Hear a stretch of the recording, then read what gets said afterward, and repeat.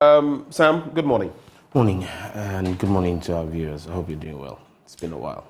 I am doing well under the circumstances, I always say. We must make the most of the circumstances, no matter what. But I see you're growing a bit of a stub. Is it the politics? Is it the work? Is it running around, or the economy that is? It's a combination of. It's a combination of. My wife doesn't like the stub because she doesn't like it. She says that because the stub is all grey, and once it grows, she says that then it shows that I'm aging too fast, and so she doesn't like it. But you're not getting any younger. We are all getting. But she doesn't want that one. She wants to keep. She says that I look young and nice without the stub. So we cry what pass about me. She's watching this morning. She's going to tell me to. Well, I'm going to lend my support to her. Say that she's actually right. And so this fits you. It's not bad, but you know. I mean, I grew the beard for a while, and it was all grey, and I said maybe grey hair is a sign of being the MP for Ningo Pram Pram, if you understand what I mean. Well, you know, MPs for Ningo Pram Pram carry grey, either on the hair or in the beard. You remind me of E.T. May his soul rest in peace. Yeah. But there's something I'm just starting on a lighter note. There's something I've noticed about leadership and sometimes the toll it takes on people. Do you remember Obama when he took office? I mean, a black head of hair and everything. Within a short period, Charlie, the man go grey. Like, I mean, he had all these tufts of. And then former President Mahama, the same thing. I was actually surprised because when I saw that it was within a certain period, and I was like, hey, what's going on? Unfortunately, you can't see Honorado because he's completely bald. Please, but this table you are shaking. No, I'm not. I'm just saying you would have seen the same with him, but he's bald. He doesn't even have hair to show. President Kufuor, I'm just trying to think about whether I don't think I haven't really seen him with grey. Former President Kufuor. Yeah, but I'm sure we didn't see the grey because of Yomo. Oh yes. Look, Chief, you can't sit in that job. Sam George. You can't sit in that job and not grey. So I'm pretty confident that because I, like you pointed, I don't remember seeing President Kufuor with grey hair. I don't recall. Yeah. It's after the presidency and many years. But I'm sure if we didn't see grey, I don't know about the Yomo though. But I have seen. Now that you talk about Yomo, I have seen former under the NDC and under the MPP. I've seen some of your aging members.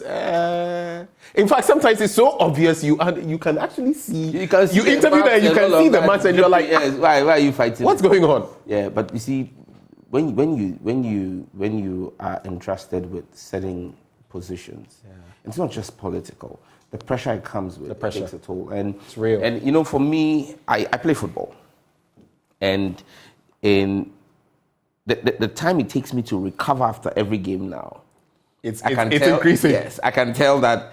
You know, when I celebrate a birthday, I say I have added 1 year, but I have aged 5.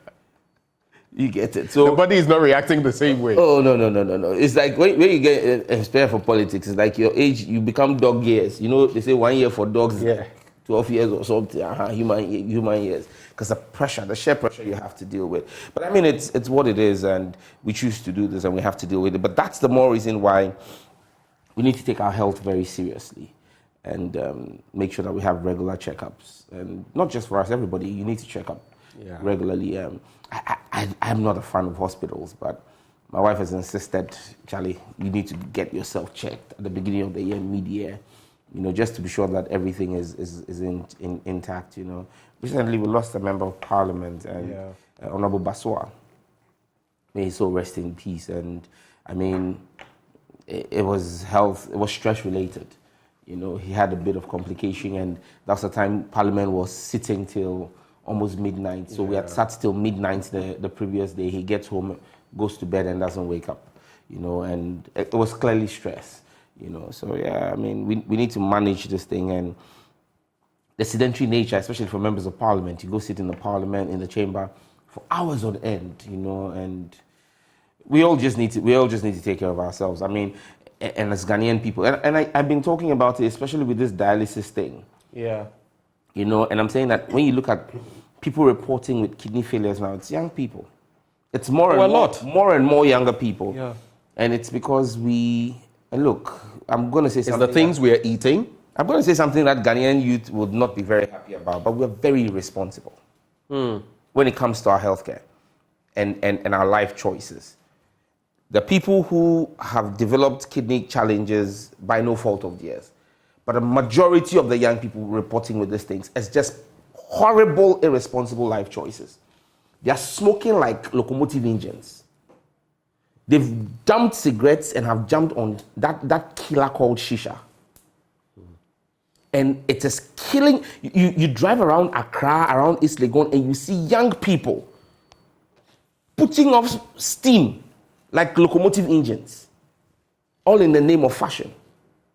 They flavored death for you in pineapple and whatever, and watermelon, and you are leaking death. I mean, we're not eating well. Alcohol. We're a country that has, for a country of just 33 million people, we have over almost 100 different types of bitters. I mean, all kinds of concoction in the names of aphrodisiacs. I mean, it's like we're a sex crazy generation that needs to do anything and everything just to prove a point. We're drinking the wrong things, eating the wrong things, and smoking our lungs into oblivion. I mean, we need to check our life choices as a country. It's a problem. It's a pandemic.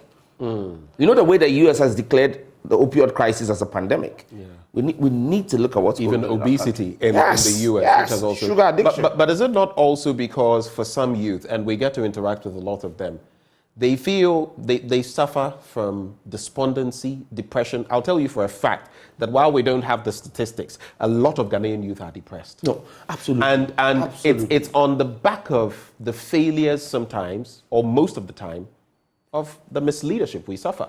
The NDC and the MPP, you've been in power, but young people across the board feel nothing is going for them. Look, there are people, go to Abelengpe, around a certain, I don't want to mention the name, close to the fire service. You see people queued there every day, Opesoko, Canada. You see pregnant women with another baby at the back in the queue. It tells you that something is not happening. And sometimes, when someone has nothing to lose, they act as though, there were indeed nothing to lose. Yeah, I agree 100% with you that there's been a certain failure of leadership across the board with how we've treated the young people of our country, even worse so under the last 7 years because of the kinds of promises that were told to them. But you see, I keep saying to the young people of this country, our destiny is ours to shape. And so you can't see on the back of despondency, in this same climate, the young people who are breaking the mold and making something out of their lives. They're young people. So it comes back to what decisions you choose to make and how much of a fighting spirit you have, okay? People say, oh, Sam George, it's easy for you to say it because you are in politics. Well, I didn't get into politics on a silver platter. When I chose to come in there, I fought against a giant of the game. It's the same thing as someone who's trying to start a business. Nobody got it on a silver platter. And so it comes back. You could easily have said, why? There are several young people who've tried and failed at what they've done in politics. So it comes back to the decisions you make and the amount of effort you're willing to put in. It's not important. Yes, I agree that times are tough. I agree that the situation is dire. But out of these ruins we can raise phoenixes. And for me, it comes back to the decisions we make. And the fact that the times are tough is not an excuse for you to kill yourself. It's not an excuse for you to engage in dangerous lifestyle behavior. I mean, at the end of the day, when you lose your life, have you solved the problem? Yeah. No, I mean... You have a point. We'll get into the hard matters shortly, but I couldn't help but recall, and I had actually told him, his name has escaped me, maybe my producer will help me. He is gunning for your seat from the other side, the MPP side. I've just forgotten his name. And he was here in the studio some weeks back, and John Akwete Manche. Are you familiar with him? I think I saw his poster for the first time 2 days ago. Okay, yeah.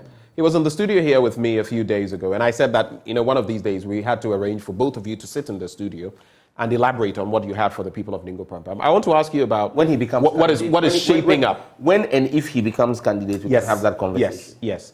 How is Ningo Prampram shaping up? Especially as when he came here, he mentioned how much of an indigent he was of the area, schools, roads, and all of that. He basically suggested, in a nutshell, that You're the worst thing that has happened to Ningo Pram Pram. How do you react to that? That's an indictment on his government and his president. You see, I keep saying that when people want to get into office, they need to understand the office they want to occupy. And that's the problem. I'm on record to have said this on Twitter, on social media, in your studios, that people must understand what the role of a member of parliament is. So if you're running in Ghanaian for office and your promise to the people is, I'm going to build you roads, I'm going to build you hospitals. I mean, he spoke of a number of things. Okay, or build you schools. Clearly that person is a dishonest person who doesn't have what it takes to be a member of parliament and end the title honorable. Because that person is peddling falsehood and deception. Why? As an MP, you don't get money to build roads. As MP, you don't get money to build schools or hospitals. So clearly, if he's promising you that those are functions of the district assembly and the executive government, on the 15th of November, the budget for next year is going to be brought. We're going to pass appropriations. The money for building hospitals is going to be given to the Ministry of Health. The money for building markets is going to be given to the Minister for Local Government. The money for building schools will be education. And so roads and highways. It doesn't come to you, the MP. Your job is to lobby. Now...